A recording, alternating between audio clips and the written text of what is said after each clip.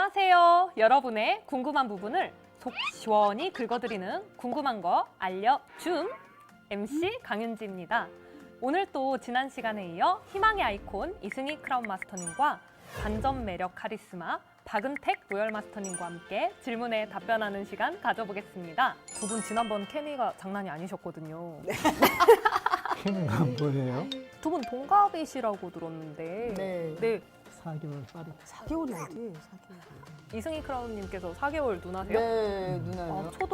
초동안이네요. 아니, 자, 이거 끝나고 나서 막 네, 댓글들이. 시너지앰플을 네, 항시 먹으면 이렇게 됩니다. 이렇게 사업의 지혜뿐만 아니라 위트도 겸비하신 두 분과 함께합니다. 궁금한 것 알려줌! 첫 번째 질문입니다. 바로 수입이 되지 않는 전업 파트너님들은 생계적으로 어려워하셔서 부업으로 전환을 시켜야 할지 아니면 끝까지 전업으로 하라고 안내를 해야 할지 고민이 된다고 어떻게 하면 좋을지 물어보셨는데요. 근데 저는 이거를 스폰서에게 물어볼 건 아니라고 생각하고요. 초기에 저희가 큰 돈을 버는 일은 아니잖아요. 그게 시간이 지금 어느 정도 필요한데, 그러면 내가 이 사업을 딱 결정했을 때 본인이 스스로 현실 점검부터 해야 된다고 생각해요.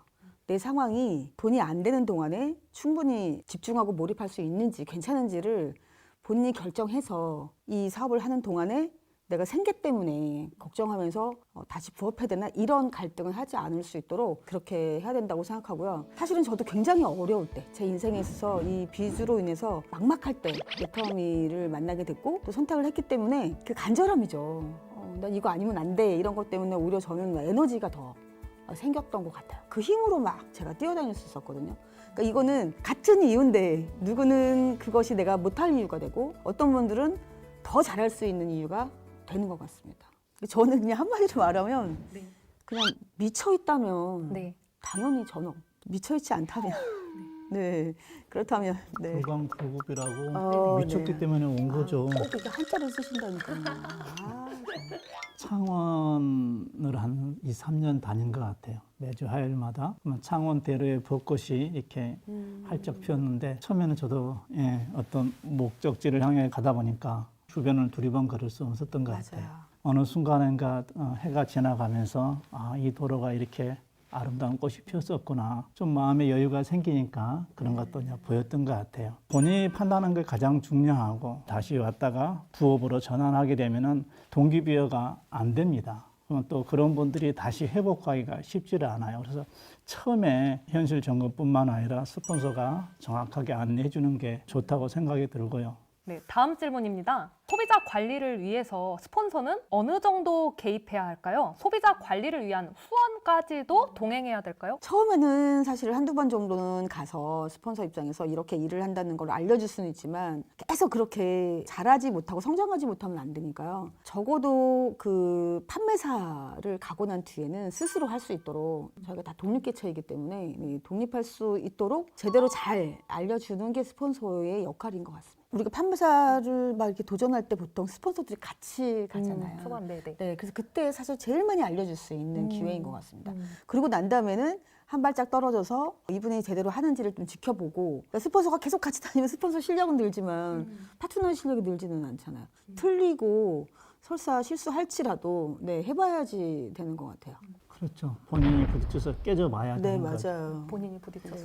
우리 사업이 교육 사업이라고 하지만 그게 탁상 공론이 되어서는 안 되는 거거든요. 또 경험 이상 좋은 스승이 없는 것처럼 이론적으로 알았던 또 들었던 그 지식들을 내가 경험해야지 자기 지식이 되는 거죠. 자기도 파트너들을 당당히 후원할 수도 있는 거고, 그 소비자 속에서 나를 스폰서를 필요로 할 때는 동행하는 건 맞지만 소비자 관리는 스스로 하는 게 옳다고 봅니다. 대부분의 그 이제 초기 사업자분들이 그 저희 후원 수당 딱 이렇게 찍히는 것만 수입이라고 생각하시는 것 같아요. 사실 진짜 수당은 내가 현장에 뛰면서 이게 갖게 되는 경험 자산, 그게 더 저는 크다고 생각하거든요.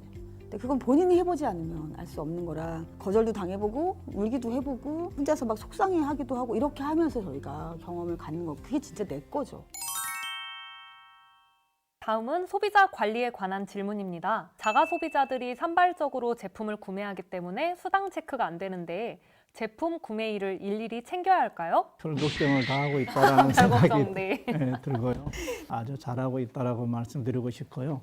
일일이 수당을 안 챙겨도 수당이 나오게끔 일을 하시면 될 것 같습니다. 거기에 맞추는데 포커스를 맞추다 보면은 본연의 해야 될 일을 소홀히 할 수가 있고요. 또 우리는 어떤 30, 30을 맞추는 일이 아니고 5천 대 5천 그 상한선까지 가야 되는 게 목표인데 지금의 이 작은 일에 신경 쓰다 보면은 큰 것을 놓칠 수 있다라는 거죠. 회장님도 그 강의 중에 나무가 자랄 때는 가지치기를 하지 않는다는 얘기를 다 들어보셨을 거예요. 처음에는 그냥 냈다 많이 만드시면은 차고 넘쳐서 다음에 그 단계까지 업될 수 있도록 일을 하는데 포커스를 맞추면 좋을 것 같습니다. 그 워렌 버핏이 얘기를 했잖아요. 잠자는 동안에도 돈이 들어오는 방법을 찾아내지 못한다면 당신은 일을 해야만 할 것이다. 죽을 때까지. 근데 지금은요, 일을 하고 싶어도 일이 없어요. 일을 끝내는 일이잖아요, 저희가. 돈이 나를 위해서 일하는, 거기에 지금 진입했다고 봐야 되는 거죠. 첫 발을 딱 내디뎠다. 산발적으로 올라온다라는 것은 더 산발적이어야 되는 거죠. 다음은 본인이 회원 등록을 했는데도 여기저기서 애터미 제품을 구매하는 회원들이 있습니다. 포인트 개념을 설명을 해줘도 그렇게 이쪽 저쪽에서 구매를 하고 하는데 이런 분들은 또 어떻게 관리하면 좋을지 질문이 들어왔네요. 박은태 의원님 왠지 시원하게 정리의 달인 씨. 네, 이런 분 어떻게 해야 될까요? 이런 분은 어떻게 할까요? 네. 그냥 내비둬야 됩니다. 그런 부분에 신경 쓰지 마시고 거기다가 시간, 에너지 낭비하지 마시고 정말 함께 꿈을 향해 달려갈 수 있는 사람을 찾았으면 좋겠어요. 네, 맞아요. 네. 근데 저도 여기서 이제 한 번 더 찬스. 진짜 몰라서 모르는 사람이 원래 우기잖아요. 네. 수당은 한번 태워줘 봐야 되지 않을까. 본인이 이 수당이 들어오고 나면 이해를 이제 하게 되면 절대로 자기 거를 남주는 사람은 없으니까 굿땡 같은 곳에서 뭐 단 얼마를 싸게 사는 거로 막 이렇게 눈앞에 자기한테 이익이 있다고 생각할 수 있으니까 수당을 받아보고 이게 정말 더 큰 나에게 크다. 더 큰 유익을 준다라는 그렇지, 나에게 더 걸. 이익이 있다라는 걸 알게 되면 아마 달라지지 않으실까. 뭐. 다음 질문입니다. 소비자 관리에서 조직 관리로 전환을 할 때 어떤 부분이 어려우셨나요? 그걸 어떻게 또 극복하셨는지 궁금합니다라는 질문이 들어왔어요. 소비자는 사실 이제 제품에 대한 비전을 보신 분들이잖아요. 그래서 내 사업을 도와주시는 고마운 분들, 네, 이렇게 생각을 하고 조직 관리는 사실 이제 함께 한다는 그런 이제 개념이기 때문에 나만 생각해서는 점점 조직이 커지지 않겠죠. 직급을 보니까 딱 7개가 있더라고요. 근데 첫 번째 직급은 판매사. 그런데 두 번째부터 시작해서 마지막 임페리얼 마스터까지가 똑같은 거예요, 구조가. 그럼 이건 다이아몬드 마스터가 진짜다. 이걸 배워야 되겠다라고 제가 생각하고 도전했는데 사실은 잘 못했죠. 상대를 잘 파악해야 되는데 팀워크를 만들어 나가야 되는 사업인 거를 제가 딱 반쯤 가서 일주일 딱 가고 난 뒤에 다시 포기를 했어요. 제 지인임에도 불구하고 사실 비전 본 크기도 다르고 상황도 다르고 성격도 다르고 다 다른데 근데 저는 그거를 파악을 못한 거예요. 팀워크를 못 만들어낸 거죠. 내가 성공하려면 남을 생각해야 되고 남을 잘 파악해야 되는 거. 그게 결국은 조직 관리를 하는 기본 마인드인 것 같아요. 스폰서하고 저는 일을 했었어요. 그게 복제되면은 일이 쉬워지거든요. 저는 이제 저희 파트너들한테 파트너 믿지 말라 그래요. 불신하라는 말은 아니거든요. 네, 네, 스폰서 네, 네. 믿고 일을 하라고 말씀을 드리거든요. 항상 나는 중간 역할, 가교자 역할을 해야 된다고 봐요.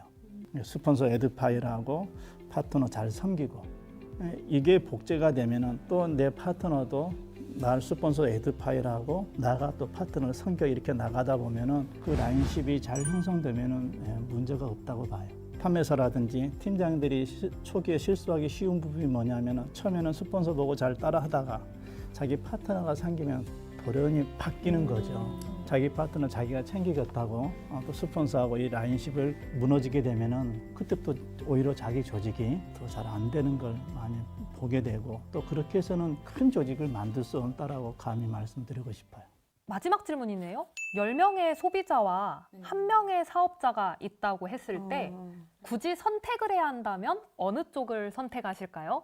1000% 사업자. 1000% 사업자. 당연히 사업자. 결국 저희가 이제 소비자 조직을 만드는 소비자잖아요. 네. 사업자라는 거는 조직을 구축하는 사람이기 때문에 라인을 펼치죠. 남에게 이익을 주는 것이 사실 내 수당이 되는 건데 더 많은 사람에게 이익을 주는 사람이니까 물론 소비자들도 소개는 하지만 네, 그거 굉장히 작은 네, 규모인 거고 이 사업자들은 목표를 세우고 도전을 하고 복제를 하고 그런 부분에 있어서는 결국은 이분들하고 같이 저희가 꿈을 이뤄내고 사업을 해서 상한선까지 가는 분들이기 때문에 당연히 저는 사업자. 소비자와 사업자 중에 선택하라면 당연히 사업자를 선택하죠. 그렇지만 그 사업자도 궁극적으로 소비자 속에서 나왔다라는 거죠. 스스로 알아서 할 이런 훌륭한 리더, 사업자를 찾기 위해서 소비자 만드는 일을 하는 거죠.